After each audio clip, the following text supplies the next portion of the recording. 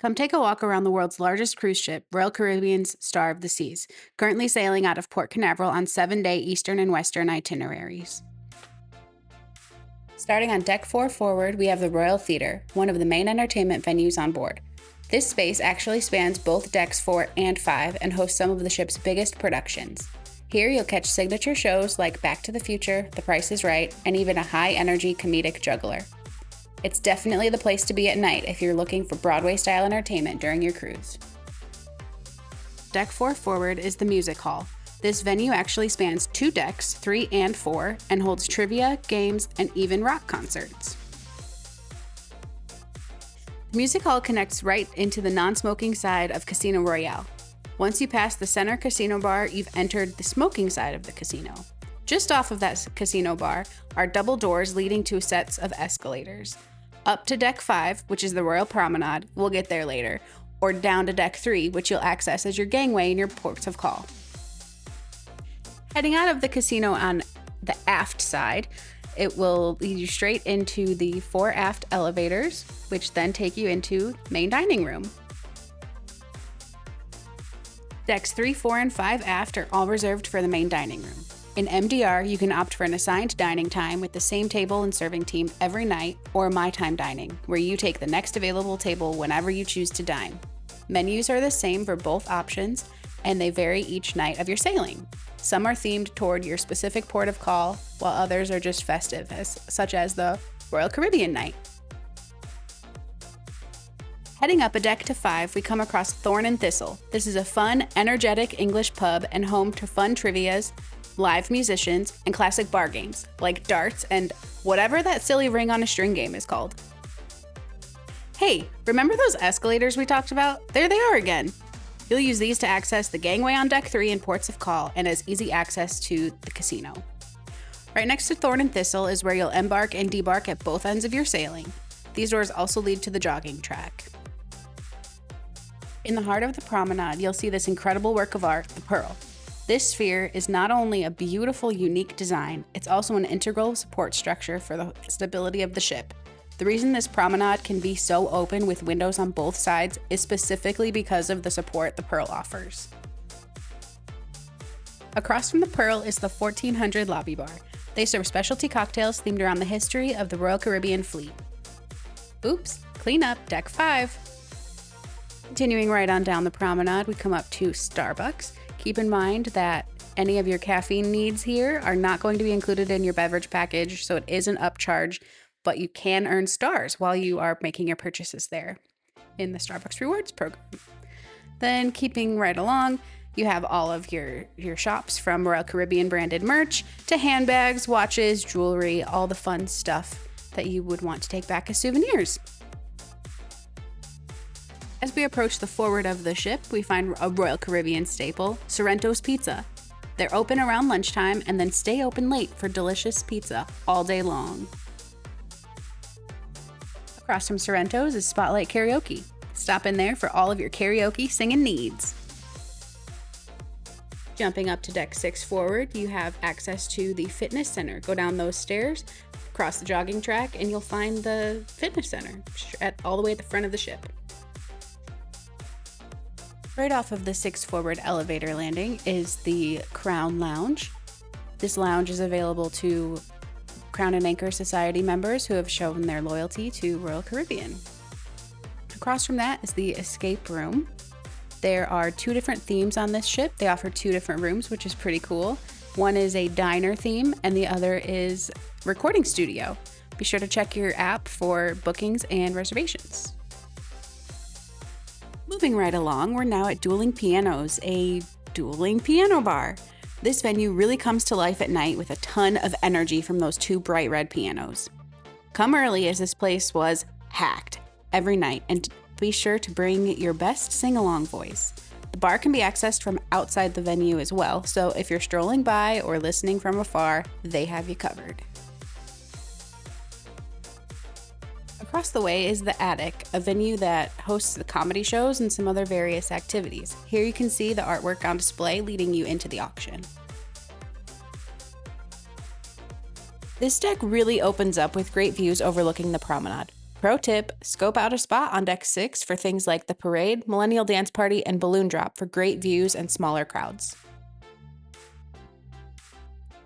Giovanni's Italian Kitchen and Wine Bar is home to some delicious Italian dishes and a wide variety of wines. And awesome ambiance. Dining at Giovanni's is an upgrade with additional fees, however, drinks at the wine bar follow any drink package guidelines. This location is also excellent for sitting along the railing and being mesmerized by that beautiful pearl or the activities taking place on the promenade below. Kitty corner to Giovanni's, almost behind the Pearl, is Pearl Cafe. Here's one place to get that included coffee, which is also Starbucks brand but not as fancy, pastries, sandwiches, and grab-and-go items. Pearl Cafe is open 24 hours a day, so swing by for a coffee or, in our case, Red Bull, and a quick bite to eat. Here we have another Royal Caribbean must-have, the Schooner Bar. This nautical-themed piano bar hosts live music several nights of each sailing. Due to its laid-back atmosphere and ample seating, this became our home base for our large group, and we spent many a night camped out with a deck of cards. Over there you'll find Bolero's, a Latin-themed bar. They have a specialty cocktail menu available only at Bolero's. Throughout the sailing, they hold various dance classes here and open up the dance floor at night for a Latin band.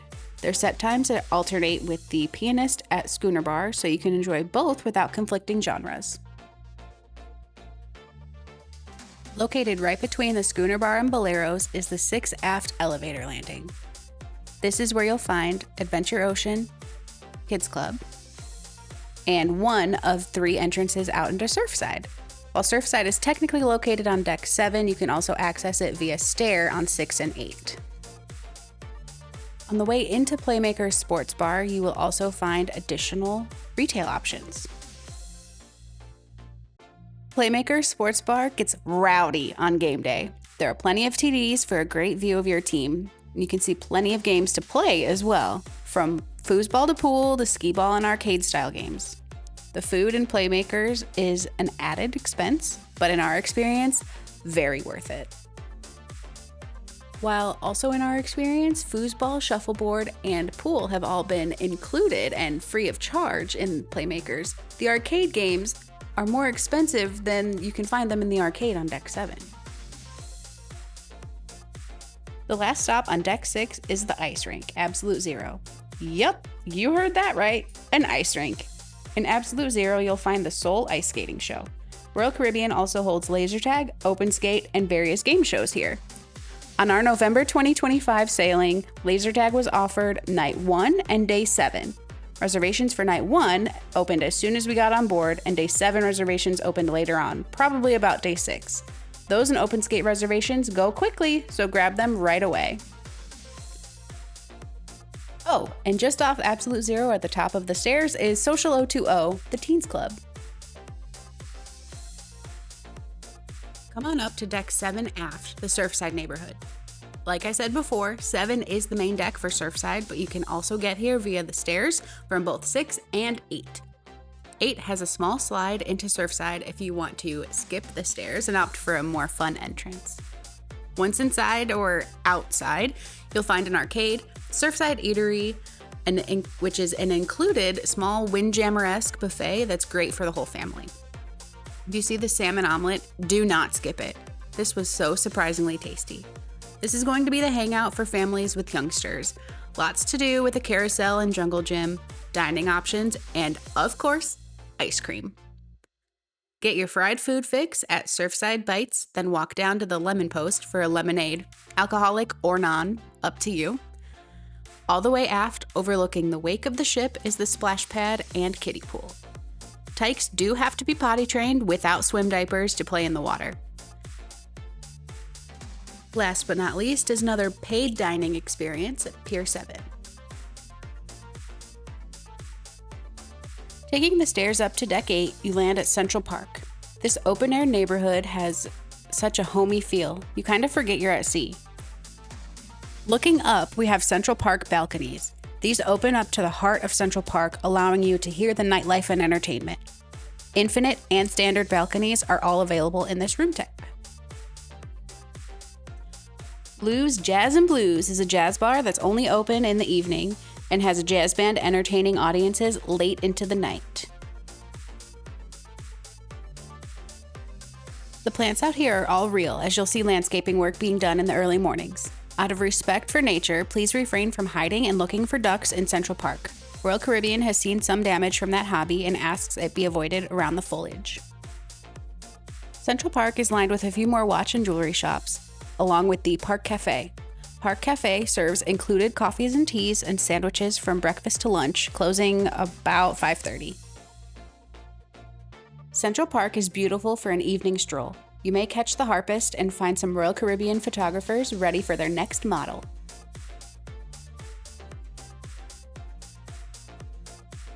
A staircase in the middle leads back down to Deck 6 and the Pearl Cafe. Trellis Bar serves up cocktails while Bubbles specializes in bubbly. 2 additional upgraded dining options wrap up Central Park: Chops Grill and Izumi Hibachi and Sushi. I participated in the sushi making class and would highly recommend. It was so much fun. It also didn't hurt that we got to eat our creations. Keep in mind though, anything that you make in this class has to be consumed at Izumi. So due to food handling regulations, your sushi rolls cannot be taken to go. Plan your reservation accordingly. 10 a.m. sushi breakfast wasn't necessarily the best option, but also not the worst. Outside of Central Park, at the forward of the ship, is Lincoln Park Supper Club. This is an upscale dining experience based on a Chicago supper club back in the day. Each course is paired with a beverage and timed with the musical numbers performed by the band. This is a paid experience and has a strictly enforced dress code, so do some extra research if you're interested. Decks 12 and 14 forward do have the Vitality Spa with Vitality Cafe on 14 for fresh smoothies and juices. Starting Deck 15 forward, you're brought into the Aquadome. This is basically a hub with several spokes, so let's kick it off with the Aqua Theater itself. This pool is designated for entertainment offerings. The main show is Torque, an incredibly high-energy dive, dance, and stunt show. Torque is less focused on diving and more focused on an overall wow factor, which Corey and I really enjoyed. Also performed in this theater on the last day is a Pirate and Princess Aqua show. This was cute for the kids in our party who were too tired to hang and crashed before the Torque show times. A Q&A with several leads in entertainment, the cruise director, and the star herself, Chief Dog Officer Sailor, along with her handler, was also held in the closed pool. Needless to say, most questions went to Victoria about her life with Sailor, but the rest of the team had a few about themselves as well.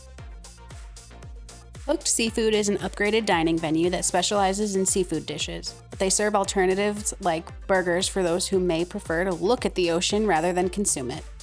We had lunch here, which was our first Hooked experience, and man, we have been missing out. Dare I say the biscuits are better than Red Lobster's? All the way at the forward of the ship is the Overlook. Similar to the solarium on other royal ships, this area is surrounded floor to ceiling with windows. Unlike the solariums, which tend to be humid from the pools and hot tubs, the Overlook is incredibly comfortable.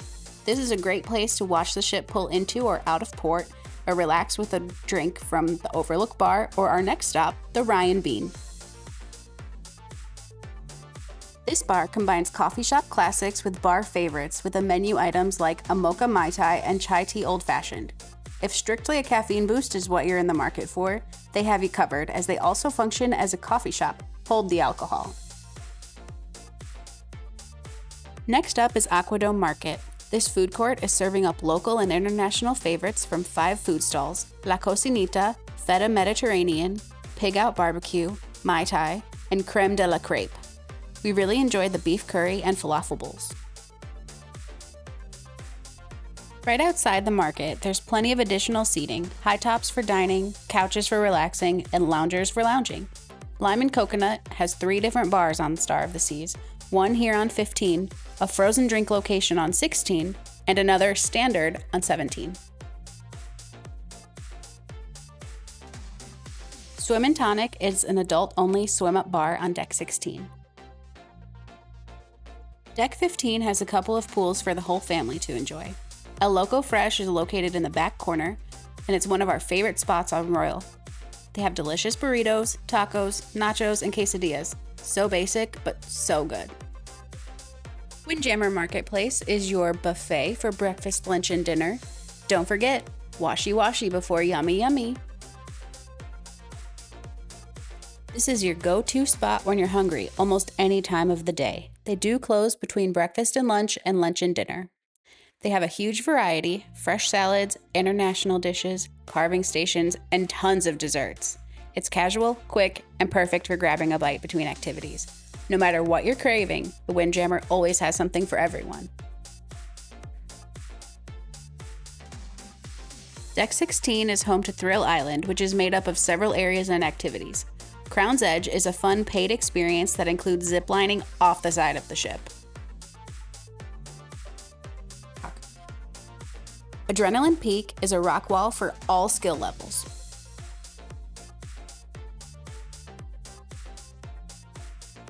Deserted Milkshake Bar sells milkshakes, both basic and fancy. The milkshakes are not included in any beverage package, which was a disappointment, but ice cream floats were included in the beverage packages. If you want an adult version of the milkshake, you're also going to pay for the shot, as not even that is covered in a drink package. Base Camp is included in your cruise fare and serves up convenient classics like burgers, chicken tenders, hot dogs, pretzel bites, and tater tots. Pro tip, take your tater tots down one deck to El Loco Fresh and make yourself some loaded tots from the toppings bar. Just past Base Camp and Base Camp Bar is Lost Dunes Mini Golf, with the sports court above on Deck 17. At the aft of the ship is the entrance to the Hideaway. This is the adult-only hot tub and infinity pool area. While the Hideaway pool is down on Deck 15, the only way to access it is from 16. There's a bar, and there are epic views of the wake behind the ship. Deck 16 has a staircase entrance to the 6 water slides that make up Category 6 Water Park. At the time of our sailing, the drop slide was still closed from the incident on Icon, and crew had no update as to when it might reopen. The Flowrider Surf Simulator is located behind Category 6 Water Park. Decks 18 and 19 are reserved for the suite guests at the Grove Sun Decks, and 20 is the landing for the water slides, so there you have it, the Star of the Seas.